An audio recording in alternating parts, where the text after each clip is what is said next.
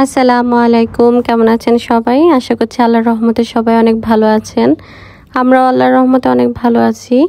এই গরমের মধ্যে বাইরের থেকে কোনো কিছু কিনে খাওয়ার চেয়ে বাসায় কিছু বানিয়ে খাওয়াটাই অনেক উত্তম। এতে করে স্বাস্থ্যটাও অনেক ভালো থাকবে, প্লাস আমাদের হেলদি খাওয়াটাও হবে। তো কাঁচা আম দিয়ে কীভাবে অনেক মজাদার ড্রিঙ্কস বানানো যায় বা শরবত বানানো যায় তারই একটা রেসিপি শেয়ার করছি আপনাদের সাথে। আশা করছি আপনাদের আজকের রেসিপিটা অনেক ভালো লাগবে। আর যাদের আমার আজকের রেসিপিটা ভালো লাগবে প্লিজ আমার চ্যানেলটা সাবস্ক্রাইব করবেন, কমেন্ট করে জানাবেন আপনাদের কেমন লাগলো। আর যদি আপনারা বাসায় এটা ট্রাই করে থাকেন তাহলে অবশ্যই আমাকে জানাবেন খেতে কেমন হলো। আশা করছি আপনাদের কাছে আজকের রেসিপিটা অনেক ভালো লাগবে। আমি প্রথমে কয়েকটা কাঁচা আম নিয়ে নিয়েছিলাম, সেগুলোকে আমি ভালো করে লবণ পানি দিয়ে ধুয়ে যেন কষটা চলে যায়। তারপরে আমি সেগুলোকে একটু পানি দিয়ে 2 গ্লাসের মতো পানি দিয়ে সেগুলোকে আমি সিদ্ধ করতে বসিয়ে দিয়েছি। আমার আমগুলো যখন একদম ভালোভাবে সিদ্ধ হয়ে গেছে তখন আমি সেগুলোকে নামিয়ে নিয়েছি, একটু ঠান্ডা করে নিয়েছি। তারপর সেগুলোকে আমি একটা ছুরির সাহায্যে যতটা সম্ভব পারা যায় চামড়াটা একদম পাতলা করে উঠিয়ে নিচ্ছি।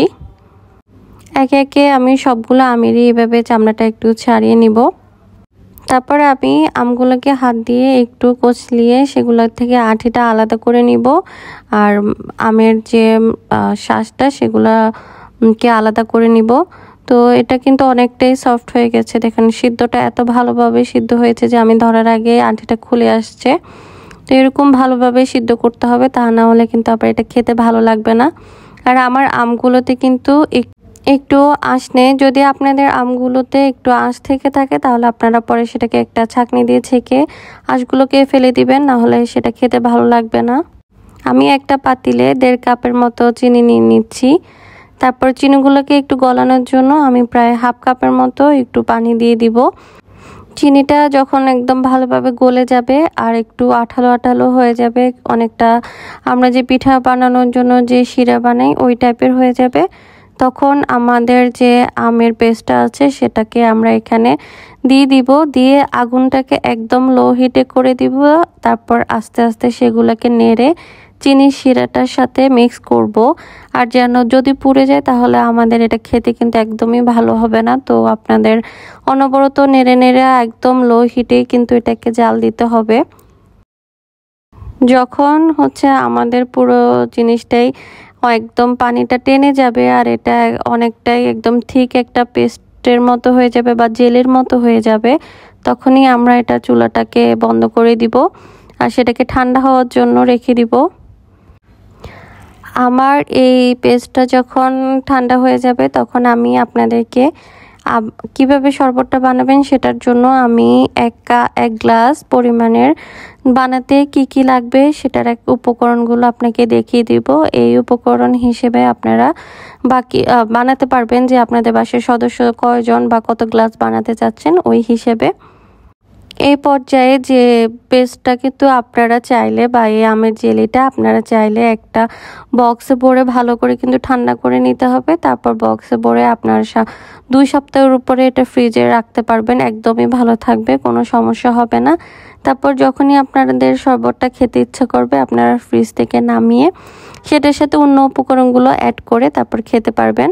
আমি এখানে প্রায় 4 টেবিল চামচের মতো পেস্টটা নিয়ে নিচ্ছি। তারপর এখানে 1/2 চামচের মতো দিয়ে দিচ্ছি রক সল্ট, তারপরে 1 চামচের মতো চিনি আর 1/2 চামচের মতো দিয়ে দিচ্ছি চাট মশলা। এই চাট মশলাটা কিন্তু এটার ফ্লেভারটা অনেকটাই চেঞ্জ করে দেয়, খেতে কিন্তু ভীষণই মজা হয়। তারপর আমি ঠান্ডা পানি দিয়ে দিচ্ছি, আপনারা চাইলে কিন্তু এখানে আইস কিউবটা দিতে পারেন, তবে আমি আইস কিউবটা দিচ্ছি না, কারণ অতিরিক্ত গরমে আমরা যদি আবার অনেক বেশি ঠান্ডা খেয়ে ফেলি এতে করে আমাদের স্বাস্থ্যটা অনেক খারাপ হবে, গলা ব্যথাও হতে পারে অনেক। আর যেহেতু সিজনটাও একটু খারাপ তার জন্য একটু সচেতন থাকবেন। অতিরিক্ত ঠান্ডা পানি খাওয়া থেকে সবাই আসলে বিরত থাকা উচিত। কিন্তু আমি এখানে যেহেতু শরবতটা খাচ্ছি একটু ঠান্ডা না হলে ভালো লাগে না, তার জন্য আমি এখানে শুধু নর্মাল যে ঠান্ডা পানিটা সেটাই ইউজ করছি। অনেক বেশি কিন্তু ঠান্ডা পানি না খাওয়াটা ভালো। আমি একটা গ্লাসে একটু সুগার অ্যাড করে সেটাকে একটু ডেকোরেশন করে এখন সার্ভ করেছি। দেখতেই পাচ্ছেন এটা দেখতে অনেকটা সুন্দর হয়েছে, আর আমি খুব জুম দিয়ে দেখাচ্ছি, তার চাট মশলার কারণে কিন্তু এটার ফ্লেভারটা অনেকটাই চেঞ্জ হয়ে যায়, খেতে ভীষণই মজা হয়। আপনারা চাইলে এটা আর একটা পদ্ধতিতে খেতে পারেন। আমার ছেলে এটা খাওয়ার পরে তার ফুচকা খেতে মনে হয়েছে, মানে এটা দিয়েও ফুচকা খাবে, যেহেতু আমটা একটু টক মিষ্টি তার জন্য। তো সে আসলে তারপর তাকে কয়েকটা ফুচকা ভেজে দিয়েছি, সে এখন ফুচকা দিয়ে হচ্ছে আমের এই টক মিষ্টি শরবতটা দিয়ে খাচ্ছে। তার কাছে তো এটা ভীষণই মজা লাগছে। আপনারা চাইলে এভাবেও ট্রাই করতে পারেন। সবাই ভালো থাকবেন, আল্লাহ হাফেজ।